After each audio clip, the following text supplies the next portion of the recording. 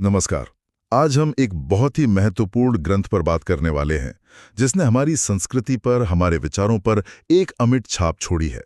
मैं बात कर रहा हूं महर्षि वाल्मीकि द्वारा रचित रामायण की। हाँ बिल्कुल। इसे संस्कृत का पहला महाकाव्य मतलब आदि काव्य भी कहा जाता है। सही। और देखिए, हमारी आज की जो बातचीत है उसका आधार एक दस्तावेज है, वाल्मीकि रामायण, एक संक्षिप्त अवलोकन। हाँ। तो ये हमें एक तरह से गाइड करेगा इस विशाल ग्रंथ को समझने में। हाँ, तो इरादा यही है कि हम इसकी बनावट को समझें, जो मुख्य घटनाएं हैं उन पर बात करें और इसका जो गहरा सांस्कृतिक और नैतिक असर है उसे भी टटोलें। आखिर क्यों इसे सिर्फ एक कहानी नहीं माना जाता? क्यों ये हमारी संस्कृति का, आप कह सकते हैं, एक आधार स्तंभ है? तो चलिए इसी पर आज थोड़ी गहराई से चर्चा करते हैं। बिल्कुल। और ये सफर कोई छोटा नहीं है। जैसा आपने कहा, ये अवलोकन बताता है कि ग्रंथ में लगभग 24,000 श्लोक हैं। 24,000? हाँ, मतलब महाभारत जितना विशाल तो नहीं, पर अपने आप में बहुत बड़ा है ये।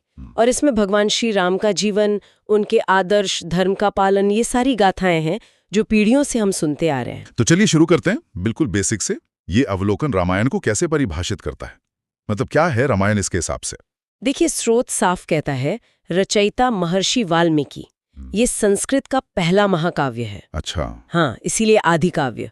और जैसा मैंने कहा, करीब 24,000 श्लोक।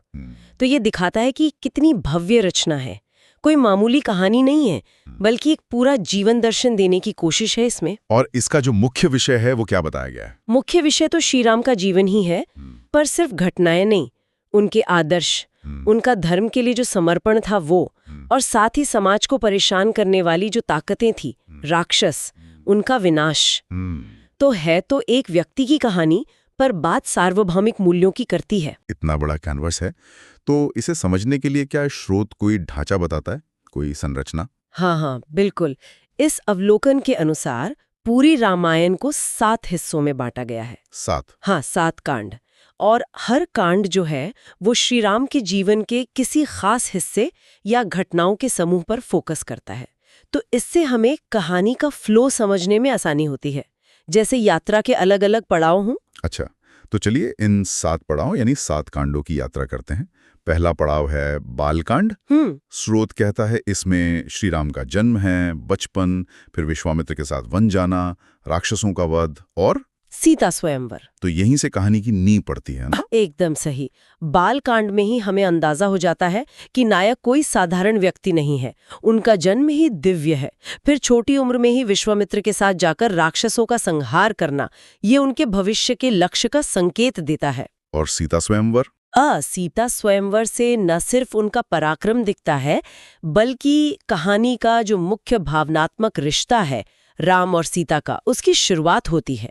तो एक तरह से स्टेज सेट हो जाता है आगे की घटनाओं के लिए। बालकांड के बाद कहानी पहुंचती है अयोध्या कांड में, और यहाँ तो एक बड़ा नाटकीय मोड़ आता है, बल्कि दुखद मोड़। हाँ बिल्कुल। कैकेयी के वरदान, राम का वनवास, राजा दशरथ की मृत्यु, और फिर राम, सीता, लक्ष्मण का वन के लिए निकल जाना।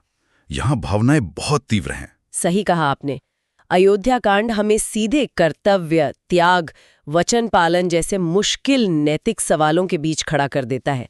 सोचिए, पिता के वचन के लिए राम का बिना सवाल किए राज्य छोड़ देना, ये कोई छोटी बात नहीं है। नहीं, बिल्कुल नहीं। और फिर भरत का अपने भाई के लिए प्रेम, उनका सिंहासन ठुकरा देना, लक्ष्मण का समर्पण, सीता का पति के साथ हर हाल में खड़े रहना, ये सब चरित्रों की गहराई दिखाता है। और दशरथ की मृत्यु से कहानी में करुणा और त्रासदी दोनों आ जाती हैं। सही। ये दिखाता है कि कभी कभी धर्म का पालन कितना भारी पड़ सकता है। अब वनवास का मुश्किल जीवन शुरू होता है। हम पहुंचते हैं अरण्यकांड में। अवलोकन के अनुसार इसमें वन का जीवन है, शूर्पणखा का प्रसंग है, खरदूषण जैसे राक्षसों का वध है, और एक दिलचस्प बात, स्रोत यहीं पर रावण का वध का भी जिक्र करता है, जिसके ठीक बाद सीता हरण बताया गया है। ये थोड़ा हाँ, ये बिंदु थोड़ा ध्यान देने वाला है। आमतौर पे हम सुनते हैं कि रावण का वध युद्ध कांड में होता है। हाँ। स्रोत यहाँ अरण्य कांड में खरदूषण के साथ ही रावण वध का उल्लेख कर रहा है। अब इसकी कोई व्याख्या तो नहीं दी है, पर यह हमें याद दिलाता है कि महाकाव्यों के कई पाठ, कई संस्करण हो सकते हैं। हो सकता है ये अवलोकन किसी खास परंपरा पर आधारित हो। खैर, हाँ, ये संभव है। पर इतना तय है कि इस कांड में संघर्ष बहुत बढ़ जाता है। शूर्पणखा वाला प्रसंग ही रावण के गुस्से को भड़काता है और फिर सीताहरण होता है, जो पूरी कहानी का रुख बदल देता है। ये राम के जीवन में असली परीक्षा और मुश्किल का दौर है। इस खास जानकारी को ध्यान में रखते हुए कहानी आगे किष्किंधा कांड में पहुंचती है। यहाँ तो राम को कुछ जरूरी साथी मिलते हैं, है ना? बिल्कुल। किष्किंधा कांड एक तरह से अंधेरे में रोशनी जैसा है। सीता की खोज में भटकते राम की मुलाकात हनुमान से होती है। हनुमान? हाँ, जो आगे चलकर उनके सबसे बड़े भक्त और सहायक साबित होते हैं। फिर सुग्रीव से दोस्ती होती है। राम सुग्रीव को उनके भाई बाली से राज्य वापस दिलाने में मदद करते हैं। बाली वध? हाँ, बाली का वध, जिस पर अक्सर नैतिक सवाल भी उठते हैं। लेकिन उसके बाद सुग्रीव वानरों के राजा बनते हैं और एक बड़ी सेना सीता की खोज के लिए तैयार होती है।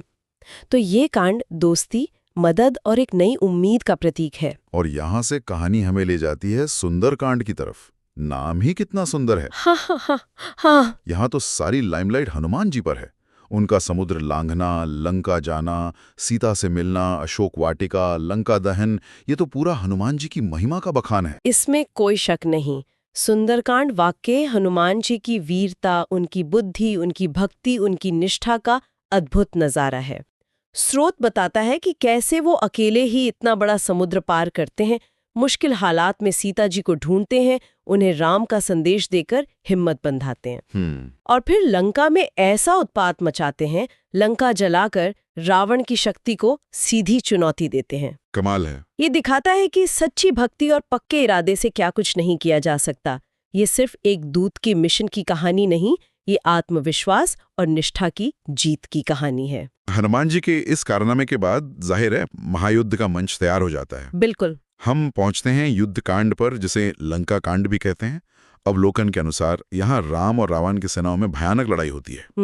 मेघनाथ, कुंभकर्ण जैसे बड़े बड़े राक्षस योद्धा मारे जाते हैं और फिर रावण का संहार होता है और अंत में सीता की अग्नि परीक्षा का भी जिक्र है। हाँ, युद्ध कांड धर्म और अधर्म के बीच का वो आखिरी निर्णायक संघर्ष है।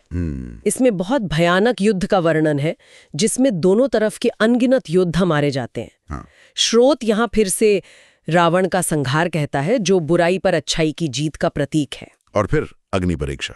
हाँ, राम की जीत के बाद सीता की अग्नि परीक्षा का प्रसंग आता है। ये बहुत ही मार्मिक और अक्सर बहस का मुद्दा बनने वाला हिस्सा है। सही बात है। ये उस जमाने के सामाजिक नियम, पवित्रता की धारणाएं और एक राजा के निजी और सार्वजनिक जीवन के बीच का जो तनाव होता है, उस पर गहरे सवाल खड़े करता है। कुल मिलाकर ये कांड न्याय की जीत और अधर्म के अंत को दिखाता है। युद्ध खत्म हुआ, राम सीता अयोध्या लौटे और कहानी अपने आखिरी पड़ाव उत्तरकांड में आती है। जी। यहाँ राम का राज्याभिषेक होता है, लेकिन फिर लोकापवाद के कारण सीता का दोबारा वनवास होता है। वहीं लवकुश का जन्म होता है और आखिर में राम पृथ्वी लोक से विदा लेते हैं। ये समापन तो है, लेकिन इसमें शांति से ज्यादा उथल-पुथल दिखती है मुझे। आपने बिल्कुल सही पकड़ा। उत्तरकांड कहानी को पूरा तो करता है, लेकिन कई मुश्किल और सच कहूं तो परेशान करने वाले सवाल भी छोड़ जाता है। राम का राज्याभिषेक वो राम राज्य की स्थापना का प्रतीक है, एक आदर्श शासन। पर प्रजा की बातें सुनकर गर्भवती सीता को त्याग देना, ये राजधर्म और निजी स्नेह के बीच का एक भयानक द्वंद्व दिखाता है। हाँ, ये समझना मुश्किल है कि एक आदर्श राजा को कितने कठोर फैसले लेने पड़ सकते हैं। फिर वाल्मीकि आश्रम में लवकुश का जन्म और उनका अपने ही पिता की सभा में रामायण गाना, ये एक तरह से कहानी को अमर बना देता है। ये बहुत खूबसूरत कल्पना है। और अंत में राम का अपना अवतार कार्य पूरा मानकर सरयू नदी में समाधि लेना, ये महाकाव्य का औपचारिक अंत है। ये तो हुई 7 कांडों की हमारी यात्रा। लेकिन शुरू में हमने कहा था कि ये सिर्फ कहानी नहीं है। तो ये अवलोकन इसकी विशेषताओं और महत्व के बारे में क्या कहता है? क्यों ये इतनी खास है? हाँ, अवलोकन इस पर काफी जोर देता है। पहली और सबसे जरूरी बात यह है कि रामायण सिर्फ घटनाओं का ब्यौरा नहीं है। ये धर्म, नीति और आदर्शों का एक प्रैक्टिकल गाइड है। अच्छा। ये सिखाता है कि जीवन कैसे जिए, सही गलत में फर्क कैसे करें, नैतिक मूल्यों को कैसे बनाए रखें। हर घटना, हर किरदार किसी न किसी मानवीय मूल्य या दुविधा को सामने लाता है। और राम के लिए मर्यादा पुरुषोत्तम शब्द इस्तेमाल हुआ है। ये कॉन्सेप्ट बहुत जरूरी लगता है। स्रोत इसे कैसे बताता है? मर्यादा पुरुषोत्तम यानी पुरुषों में उत्तम, वो जो मर्यादा का पालन करे। मर्यादा मतलब सीमाएं, नैतिक सामाजिक नियम, धर्म। अवलोकन बताता है कि राम एक आदर्श बेटे हैं, पिता की आज्ञा मानी, आदर्श भाई हैं, भरत और लक्ष्मण के लिए स्नेह, आदर्श पति हैं, सीता के प्रति प्रेम, हालांकि बात के फैसले थोड़े जटिल हैं, और सबसे बढ़कर एक आदर्श राजा हैं जो प्रजा के लिए अपना सब कुछ छोड़ने को तैयार है। उनका चरित्र दिखाता है कि निजी सुख दुख से ऊपर उठकर धर्म और मर्यादा का पालन कैसे किया जाए, चाहे कीमत कितनी भी बड़ी क्यों न हो। ये तो बहुत ऊंचा आदर्श है। बिल्कुल, भारतीय समाज में ये एक बहुत बड़ा आदर्श है। राम के अलावा क्या दूसरे चरित्रों के महत्व पर भी बात हुई है? हाँ, बिल्कुल। अवलोकन में हनुमान जी की निस्वार्थ भक्ति, उनकी जबरदस्त शक्ति और बुद्धि, उनकी सेवा भावना का खास जिक्र है। सीता जी की पवित्रता, उनकी सहन शक्ति, उनकी गरिमा और मजबूती को भी उभारा गया है। लक्ष्मण का भाई के लिए अटूट प्रेम और सेवा, भरत का त्याग और न्याय, यहाँ तक कि विभीषण का सच के लिए अपने भाई के खिलाफ जाना, ये सब अलग अलग मानवीय गुण और नैतिक चुनाव दिखाते हैं। सही। ये सिर्फ कहानी के किरदार नहीं रह जाते, प्रेरणा देने वाले आदर्श बन जाते हैं। तो इन सब बातों को देखते हुए क्या ये कहना सही है कि रामायण भारतीय संस्कृति का आधार स्तंभ है, जैसा कि स्रोत में कहा गया है? निश्चित रूप से अवलोकन इसे ठीक यही दर्जा देता है, भारतीय संस्कृति, धर्म और जीवन दर्शन का आधार स्तंभ। आप देखें ना, रामायण की कहानियां, उसके मूल्य, उसके पात्र, भारत के हर कोने में कला, साहित्य, संगीत, नृत्य, मूर्तिकला, लोक कथाओं में, त्योहारों में, जैसे दशहरा, दिवाली। हाँ, रामलीला तो हर जगह होती है। बिल्कुल, लोगों के रोजमर्रा के जीवन में, भाषा में, मुहावरों में, हर जगह रामायण रची बसी है। कितनी ही भाषाओं में इसके अनुवाद हुए हैं। इसे समझे बिना भारतीय संस्कृति की आत्मा को समझना अधूरा ही रहेगा। तो अगर हमें इस पूरी बातचीत का एक सार निकालना हो तो वो क्या होगा? सार यही है, जैसा ये अवलोकन कहता है, वाल्मीकि रामायण सिर्फ भगवान राम की कहानी नहीं है, ये उससे कहीं ज्यादा है। ये इंसान को अच्छे गुणों, नैतिकता और धर्म के रास्ते पर चलने की प्रेरणा देने वाला एक टाइमलेस महाकाव्य है। ये हमें कर्तव्य, भक्ति, प्रेम, त्याग, हिम्मत और सच्चाई का महत्व सिखाता है।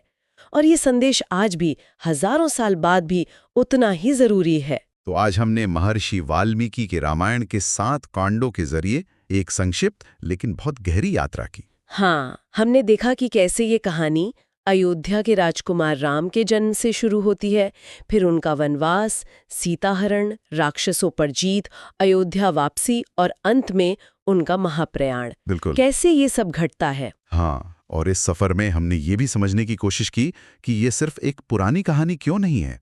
ये धर्म, नीति, आदर्शों का एक जीता जागता स्रोत है, जिसमें राम मर्यादा पुरुषोत्तम है और हनुमान, सीता, लक्ष्मण, भरत जैसे चरित्र हमें हमेशा प्रेरणा देते हैं। ये सचमुच हमारी सभ्यता और संस्कृति की नींव का एक जरूरी हिस्सा है। बिल्कुल। और अब जाते जाते हमारे श्रोताओं के लिए एक विचार। हमारा स्रोत इस ग्रंथ को अनंत काल तक प्रासंगिक महाकाव्य कहता है। हाँ, तो इस पर क्यों न थोड़ा सोचा जाए।